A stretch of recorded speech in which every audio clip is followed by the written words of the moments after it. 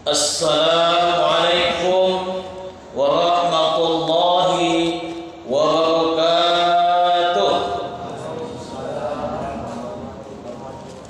Allahu Akbar, Allahu Akbar, Allahu Akbar, Allahu Akbar, Allahu Akbar, Allahu Akbar, Allahu Akbar, Allahu Akbar, Allahu Akbar, Allahu Akbar kabira, walhamdulillahi katsira, wa subhanallahi bukratan wa asila. La ilaha illallah wallahu akbar, Allahu akbar walillahil hamd. Alhamdulillahilladzi amarna bidharhil uhiyyati wa balaghana ila hadzal yaumi min ashri dzil hijjah. Ashhadu an la ilaha illallah wahdahu la syarika lah, wa ashhadu anna Muhammadan abduhu wa rasuluh la nabiyya ba'dah. Allahumma salli wa sallim ala sayyidina Muhammad wa ala alihi wa sahbihi ajma'in. Amma ba'du, fa ya ibadallah, ittaqullah, ittaqullah, ittaqullaha haqqa tuqatih, wa la tamutunna illa wa antum muslimun. وقال الله تعالى في كتابه الكريم: أعوذ بالله من الشيطان الرجيم، بسم الله الرحمن الرحيم، إنا أعطيناك الكوثر فصل لربك وانهر، إن شانئك هو الأبتر. صدق الله العظيم. Jamaah salat Id yang dirahmati oleh Allah Subhanahu wa taala, mari kita senantiasa bersyukur kepada Allah atas semua nikmat yang telah Allah berikan kepada kita, terutama nikmat kesehatan dan kesempatan. Alhamdulillah, 2 hari raya kita bertemu. Hari raya Idul Fitri kita ketemu, hari raya Idul Adha hari ini kita bertemu. Maka ini suatu hal yang patut kita syukuri. Betapa banyak orang saat Idul Fitri berharap bisa ketemu kembali dengan Idul Adha, namun Allah lebih sayang kepada mereka. Allah panggil mereka terlebih dahulu. Maka hari ini kita yang masih hidup bertemu kembali dengan Idul Adha. Mari kita bersyukur kepada Allah dan manfaatkan waktu itu untuk beribadah kepada Allah Subhanahu wa taala. Salawat rangkaikan salam mari kita hadiahkan kepada Nabi besar Muhammad sallallahu alaihi wasallam. Allahumma salli wa sallim wa barik alaihi. Semoga kita dan keluarga kita menjadi bahagian orang-orang yang akan mendapatkan syafaat beliau di yaumil akhir kelak. Amin ya rabbal alamin. Melalui mimbar yang mulia ini, khatib mengajak khatib sendiri dan para jamaah yang ada di masjid yang kita cintai ini, mari kita tingkatkan takwa kita kepada Allah dengan sebenar-benar takwa, yaitu mengerjakan segala perintah-perintah Allah dan menjauhi segala larangan-larangannya. Jamaah yang dirahmati oleh Allah Subhanahu wa taala, hari raya Idul Adha dikenal juga dengan hari raya haji, karena pada bulan ini rangkaian ibadah haji dipenuhi. Saat ini para jemaah haji sedang melaksanakan proses ibadah haji. Maka dari itu mari kita doakan yang berangkat haji, semoga Allah berikan kesehatan baik di saat melaksanakan proses ibadah haji dan kembali ke tanah air yang kita cintai ini. Semoga mereka mendapatkan haji yang mabrur. Amin ya rabbal alamin. Hari raya Idul Adha dikenal juga dengan hari raya Kurban, karena pada bulan ini, tepatnya tanggal 10, 11, 12 dan 13 Zulhijjah kita dianjurkan untuk menyembelih hewan kurban. Kita dianjurkan untuk bertakwa kepada Allah dengan jalan menyisihkan sebagian harta kita untuk menyembelih hewan terbaik dan dipersembahkan hanya kepada Allah Subhanahu wa taala. Tidak ada amalan yang paling dicintai oleh Allah di hari Nahar ini, di hari Idul Adha ini, kecuali menumpahkan darah hewan sembelihan yang dipersembahkan kepada Allah Subhanahu wa taala. Hal ini dijelaskan oleh Rasulullah melalui sabdanya, "Ma'amila ibnu Adam yauman nahri amalan ahabba ila Allah azza wa jalla min hiraqati dam." Yang artinya tidak ada amalan anak Adam pada hari raya Idul Adha yang lebih dicintai oleh Allah azza wa jalla selain daripada menyembelih hewan kurban. Orang yang mampu sangat dianjurkan untuk menyembelih hewan kurban di hari raya Idul Adha ini. Adapun bagi orang yang mampu akan tetapi dia tidak mau menyisihkan sebagian harta yang telah diberikan oleh Allah kepadanya, maka Nabi Muhammad sallallahu alaihi wasallam memberi peringatan kepadanya, memberi ancaman kepadanya, sebagaimana sabda Rasulullah sallallahu alaihi wasallam, "Man wajada sa'atan falam yudhi fala yaqrabanna musallana." Yang artinya, barang siapa yang mampu tapi tidak mau berkurban, maka jangan dekati tempat salat kami. Sungguh orang-orang yang tidak mau berkurban padahal dia mampu sangat dihina di sisi oleh Allah Subhanahu wa taala, sampai-sampai Nabi Muhammad tidak mau berdekatan dengannya, sampai-sampai Nabi Muhammad memberi ancaman baginya, "Jangan dekati tempat salat kami," yaitu tempat salat di mana kita melaksanakan salat hari raya Idul Adha. Dan dia juga diancam, jangan ikuti hari raya Idul Adha. Betapa hinanya dan tercelanya orang-orang yang mampu akan tetapi dia tidak mau berkurban di hari raya Idul Adha. Jamaah salat Id yang dirahmati oleh Allah Subhanahu wa taala, hari raya kurban awalnya adalah yang disyariatkan kepada Nabi Ibrahim alaihissalam, namun kemudian dilestarikan oleh Nabi Muhammad dan umatnya. Awalnya kurban Nabi Ibrahim ini dimulai dengan tanggal 8 Zulhijjah, yang mana pada malamnya Nabi Ibrahim alaihissalam bermimpi, dan dalam mimpinya Allah mewahyukan kepada Nabi Ibrahim alaihissalam untuk menyembelih anaknya yaitu Ismail alaihissalam. Kemudian keesokan harinya Nabi Ibrahim merenung, apakah benar mimpiku ini dari Allah Subhanahu wa taala atau hanya godaan setan belaka?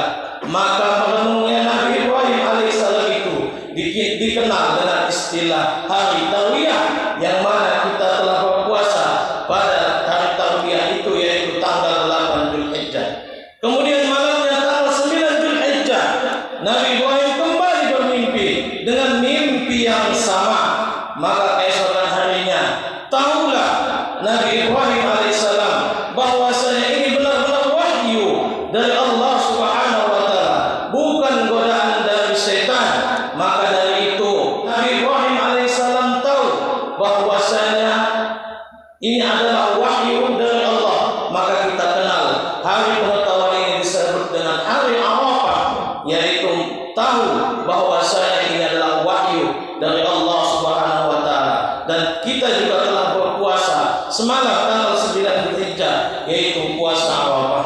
Kemudian di tanggal 10 Zulhijjah itulah hari penyembelihan. Hari ini hari penyembelihan Nabi Ismail alaihissalam, yang mana sebelum disembelih Nabi Ismail alaihissalam didiskusikan oleh Nabi Ibrahim kepada Nabi Ismail alaihissalam. Lalu apa jawab Nabi Ismail alaihissalam? "Wahai ayahku, katakanlah apa yang telah diwahyukan oleh Allah, engkau akan mendapatiku dalam keadaan orang yang sabar dan ikhlas ikhlas atas perintah Allah Subhanahu wa taala. Maka disembelihlah Nabi Ismail alaihissalam. Ketika Nabi Ismail alaihissalam akan disembelih, maka Allah gantikan Nabi Ismail alaihissalam dengan seekor kibas yang besar, dengan seekor domba. Maka Nabi Ismail alaihissalam tidak jadi disembelih, akan tetapi digantikan oleh ekor kibas atau seekor domba. Jamaah yang dirahmati Allah Subhanahu wa taala, sesungguhnya Allah hanya menguji keimanan dari Nabi Ibrahim alaihissalam dan Nabi Ismail alaihissalam. Karena sebab sabar dan keikhlasan mereka, maka sesungguhnya Allah mengganti Nabi Ismail alaihissalam dengan seekor kibas yang besar. Ujian yang diberikan oleh Allah kepada Nabi Ibrahim dan Nabi Ismail alaihissalam telah terlewati mereka karena sebab sabar dan ikhlas di jalan Allah Subhanahu wa taala. Maka dari itu pelajaran yang dapat kita ambil ialah hendaklah kita selalu menjadi orang yang sabar dan ikhlas dalam menjalankan setiap perintah-perintah Allah Subhanahu wa taala. Jamaah yang dirahmati oleh Allah Subhanahu wa taala, tentu di setiap peristiwa yang terjadi dalam kehidupan kita, termasuk peristiwa yang dialami oleh Nabi Ibrahim alaihissalam, ada hikmah di baliknya. Ada hikmah di balik peristiwa kurban. Adapun hikmah yang dapat kita petik dari peristiwa penyembelihan Nabi Ismail alaihissalam ialah yang pertama, menunjukkan sikap syukur. Allah Subhanahu wa taala telah berfirman di dalam surah Al-Kautsar ayat 1, Bismillahirrahmanirrahim, Inna a'tainakal kautsar, yang artinya sesungguhnya kami telah memberikan kepadamu wahai Muhammad nikmat yang banyak. Ayat ini memang ditujukan kepada Nabi Muhammad sallallahu alaihi wasallam, akan tetapi ketahuilah ini juga berlaku bagi kita. Sungguh sudah sangat banyak nikmat yang Allah berikan kepada kita.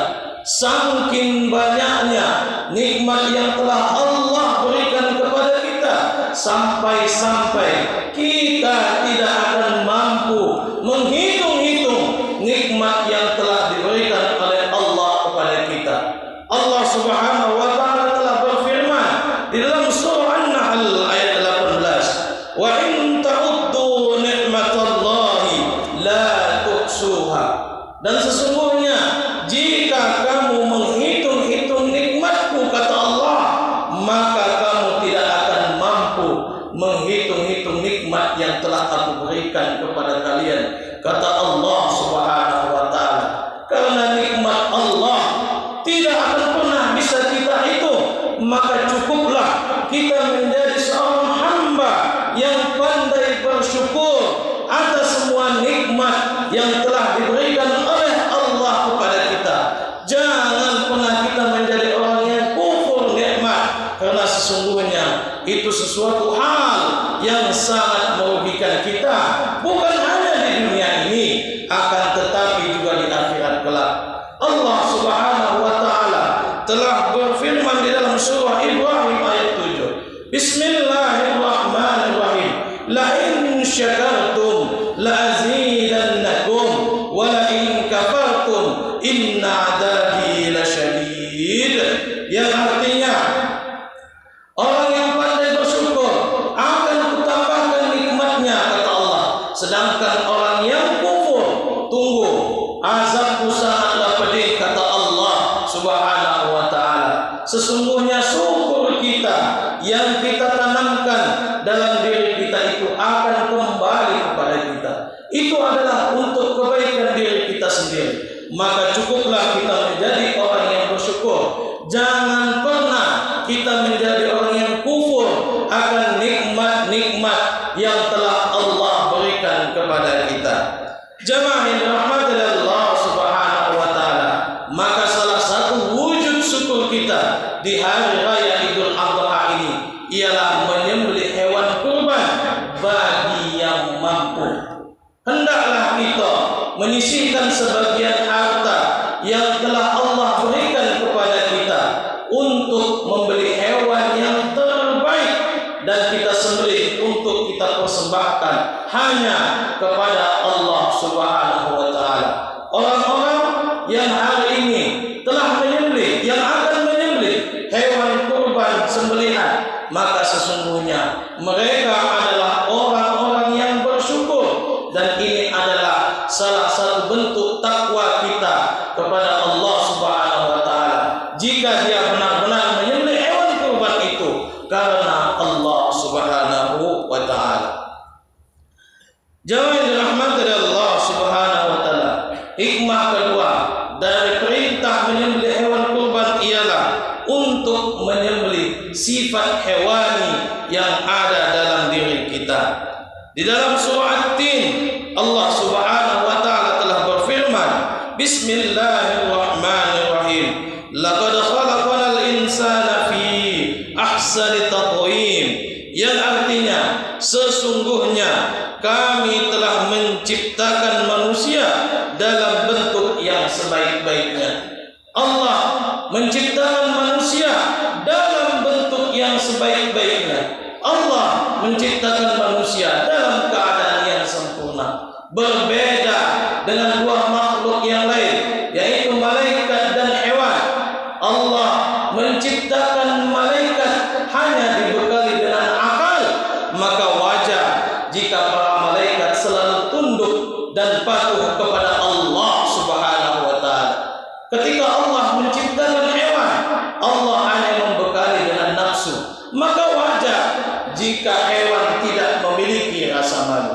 Namun berbeda dengan manusia, Allah ketika menciptakan manusia membekalinya dengan akal dan nafsu.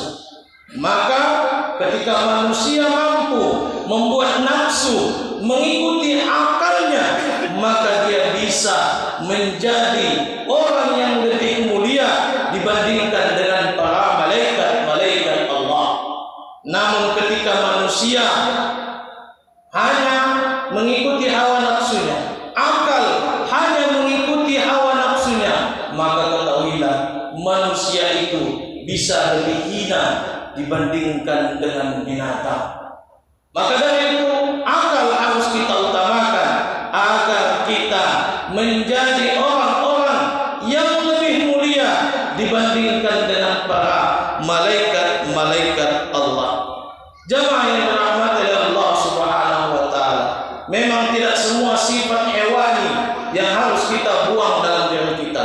Namun ada sifat-sifat hewani yang wajib kita buang dari diri kita, yaitu sifat tamak, rakus, buas, kejam, dan sifat-sifat hewani lainnya. Ini harus kita buang, dan simbol pembuangannya adalah dengan menyembelih hewan kurban. Dengan menyembelih hewan kurban secara tidak langsung, secara tersirat, kita telah dituntut untuk membuang sifat-sifat hewani yang ada dalam diri kita agar kita menjadi orang-orang yang mulia di sisi Allah Subhanahu wa taala.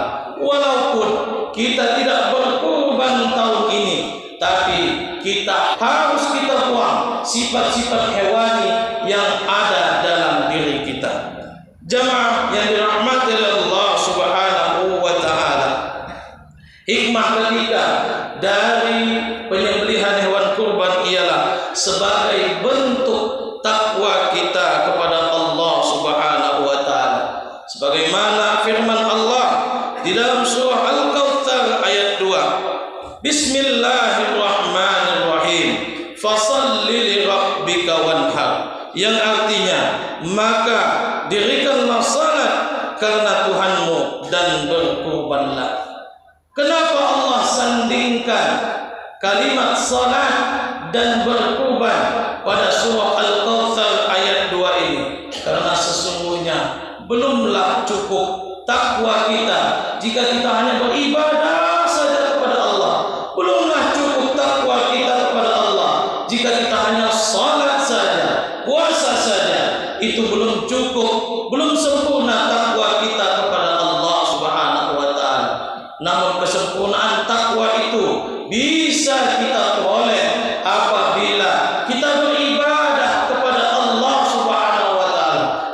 kita juga ingat kepada tetangga kanan dan kiri kita. Kita ingat kepada jiran tetangga kita. Kita ingat kepada saudara muslim kita. Percuma kita banyak-banyak melaksanakan ibadah umrah. Percuma kita berulang kali melaksanakan ibadah haji. Namun jika masih ada tetangga kanan kiri kita yang kelaparan, yang kesusahan, yang butuh perhatian dari orang-orang yang mapan, maka dari itu belumlah dikatakan sempurna takwa seseorang jika dia hanya menjalin hubungan baik dengan Allah, akan tetapi dia merupakan hubungan baik dengan sesama manusia. Sempurnanya takwa kita kepada Allah ketika kita mampu menjalin hubungan baik dengan Allah dan juga mampu menjalin hubungan baik dengan sesama. Jangan kita biarkan tetangga kanan kiri kita ketika susah, namun kita biarkan. Mari kita beri perhatian kepada tetangga kanan kiri kita apabila mereka sedang butuh perhatian kita. Percuma kita banyak harta, mewah, rumah besar, tetapi tetangga kanan kiri kita dalam kesusahan. Mari kita berbagi, karena sesungguhnya harta yang kita miliki itu ada hak-hak mereka. Jemaah yang dirahmati Allah Subhanahu wa taala, maka dari itu di hari raya Idul Adha ini Allah tidak membutuhkan daging. Allah hanya membutuhkan takwa dari kita kepada Allah Subhanahu wa taala. Dagingnya kita berikan kepada saudara-saudara kita sebagai bentuk kasih sayang kita kepada sesama kita. Jemaah yang dirahmati Allah Subhanahu wa taala, tidakkah kita ingat kepada kisah ahli ibadah yang ketika melaksanakan sholat malam dia didatangi oleh seorang malaikat yang membawa catatan siapa-siapa saja hamba-hamba yang dicintai oleh Allah Subhanahu wa taala. Maka ketika itu dia bertanya, adakah namaku dalam buku catatanmu? Maka malaikat mencari dan mengatakan kepadanya, sesungguhnya tidak ada namamu di dalam buku catatan orang-orang yang dicintai oleh Allah Subhanahu wa taala. Lalu ahli ibadah ini bersedih dan bertanya kepada malaikat, mengapa namaku tidak ada di dalam buku catatan itu? Aku adalah orang yang rajin beribadah, salat tahajudku tidak pernah putus. Maka malaikat menjawab, benar, engkau adalah orang yang sangat rajin beribadah, akan tetapi engkau lupa bahwasanya ada jiran tetangga yang butuh perhatian. Engkau lebih sibuk beribadah, akan tetapi engkau lupa ada jiran tetangga yang sedang membutuhkan perhatianmu. Ini menunjukkan kepada kita bahwasanya takwa itu bukan hanya sekedar ibadah, akan tetapi takwa itu beribadah kepada Allah dan menjalin hubungan baik dengan sesama manusia. Maka di hari raya Idul Adha ini caranya ialah dengan berbagi kebaikan, yaitu memberikan sebahagian dari daging hewan yang telah kita sembelih nanti kepada saudara kita, pada si miskin dan si fakir, agar mereka juga bisa merasakan kebahagiaan atas lezatnya daging yang biasanya tidak bisa mereka rasakan. Jamaah yang dirahmati Allah Subhanahu wa taala, inilah 3 hikmah dari perintah kurban. Yang pertama ialah agar kita mampu mewujudkan rasa syukur kita kepada Allah Subhanahu wa taala. Kemudian yang kedua, kita mampu membuang sifat-sifat buruk hewani yang ada dalam diri kita dengan cara menyembelih hewan kurban. Dan yang ketiga, ini adalah sebagai bentuk takwa kita kepada Allah Subhanahu wa taala. Demikianlah khutbah Idul Adha yang singkat ini. Semoga apa yang disampaikan melalui mimbar yang mulia ini menjadi sesuatu yang bermanfaat bagi kita semua. Bismillahirrahmanirrahim. Inna a'tainakal kautsar fashalli li rabbika wanhar inna syani'aka huwal abtar. Barakallahu li wa lakum fil Qur'anil azim wa nafa'ani wa iyyakum bima fihi minal ayati wa dzikril hakim wa taqabbala minni wa minkum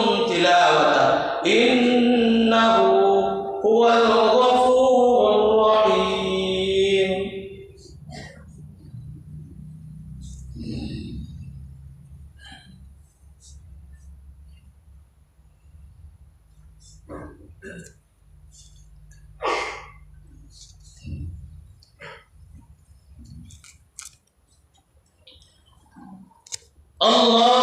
Akbar, Allahu Akbar, Allahu Akbar, Allahu Akbar, Allahu Akbar, Allahu Akbar, Allahu Akbar, Allahu Akbar, Allahu Akbar kabira, walhamdulillahi katsira, wa subhanallahi bukratan wa asila.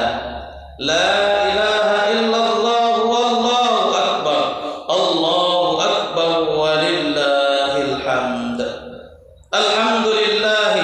حمدا كثيرا كما أمر أشهد أن لا إله إلا الله وحده لا شريك له وأشهد أن محمدا عبده ورسوله لا نبي بعده اللهم صل على سيدنا محمد وعلى آله وصحبه أجمعين أما بعد فيا أيها الناس أوصيكم ونفسي بتقوى الله فقد فاز المتقون. فقال الله تعالى في القرآن العظيم أعوذ بالله من الشيطان الرجيم بسم الله الرحمن الرحيم إن الله وملائكته يصلون على النبي يا أيها الذين آمنوا صلوا عليه وسلموا تسليما. اللهم صل على سيدنا محمد وعلى آل سيدنا محمد كما صليت على سيدنا إبراهيم وعلى آل سيدنا إبراهيم وبارك على سيدنا محمد وعلى آل سيدنا محمد كما باركت على سيدنا إبراهيم وعلى آل سيدنا إبراهيم في العالمين إنك حميد مجيد. اللهم اغفر للمسلمين والمسلمات والمؤمنين والمؤمنات الأحياء منهم والأموات إنك على كل شيء قدير. Ya Allah, ya Rahman, ya Rahim, di hari raya Idul Adha ini kami mohon kepada-Mu ya Allah, terimalah ya Allah segala amal ibadah kami ya Allah. Terimalah ya Allah ibadah dari orang-orang yang berkorban pada hari ini ya Allah. Terimalah ya Allah ibadah orang-orang yang sedang berhaji pada bulan ini ya Allah. Ya Allah, ya Rahman, ya Rahim, bagi kami yang belum bisa menunaikan ibadah haji dan ibadah kurban ya Allah, bantu kami ya Allah agar kami bisa menunaikan ibadah haji ke Baitullah. Bantu kami ya Allah agar kami bisa menjalankan ibadah kurban tahun yang akan datang ya Allah. Ya Allah, tiada tempat memohon dan meminta ya Allah selain kepada-Mu ya Allah. Maka dari itu ya Allah, kabulkanlah doa-doa kami di pagi yang berbahagia ini ya Allah. Rabbana taqabbal minna innaka antas samiul alim wa tub alaina ya Allah innaka antat tawwabur rahim. Rabbana zalamna anfusana wa illam taghfir lana wa tarhamna lanakunanna minal khasirin. Rabbana atina fid dunya hasanah wa fil akhirati hasanah wa qina adzabannar. Ibadallah, inna Allah ya'muru bil 'adli wal ihsan wa ita'i dzil qurba wa yanha 'anil fahsya'i wal munkari wal baghi ya'idukum la'allakum tadhakkarun. Fadhkurullahal 'azim yadhkurkum washkuruhu 'ala ni'amihi yazidkum was'aluhu min fadlihi yu'tikum ولذكر الله أكبر والحمد لله رب العالمين. السلام